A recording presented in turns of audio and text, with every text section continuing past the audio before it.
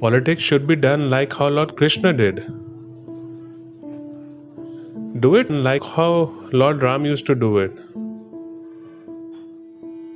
Politics is not a bad thing, it teaches us how to make strategies and policies. People always complain to me that only the cunning and deceitful, the dishonest people enter politics. They always complain saying politics is pure evil due to presence of such people. I ask who's responsible for this. In my view, the noble and honest people are. If the honest and truthful people do not get involved in governance, the dishonest and cunning will. Therefore, in the ancient times, the gurus and the saints were at the core of politics. The moral law combined with spiritual discipline used to be the guiding force for all kings. King Dashrath used to bow down to Sri Vasishtha Maharaj and used to ask for his guidance, stating, "O my lord, I am the king of this land, and as a king, kindly tell me what are my duties. Please advise what our holy scriptures, religion, and political tactics say about effective governance. Kindly teach me how an ideal king should rule the subject and how should I perform my government duties."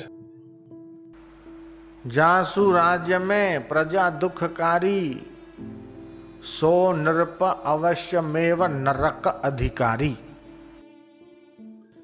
This means that the leader under whom the public at large is exploited and oppressed is reserving a place in hell. If there is no access to electricity, water, roads, infrastructure, or lack of education, water, wilderness, land, and livestock are not looked after properly,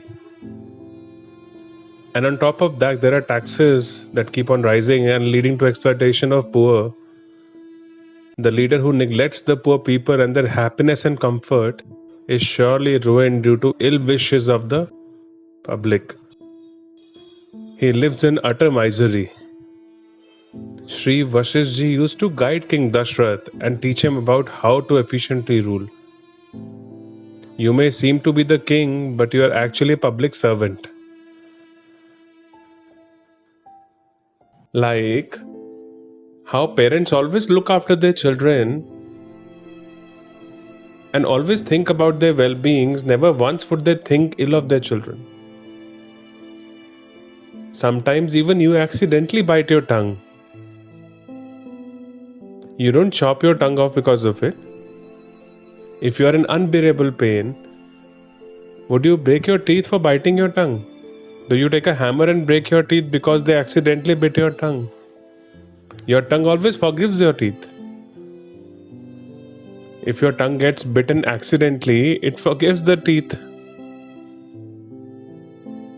Just like how parents forgive the mistakes of the children and always protect them, similarly the ruler and the leader should always be the provider to the people and protect the people like how parents protect the children. The people of the state too should exhibit a well-cultured behavior, to be cognizant of what is good for the well-being of us and our children, and being hardworking and diligent. This kind of governance where both work together is most ideal.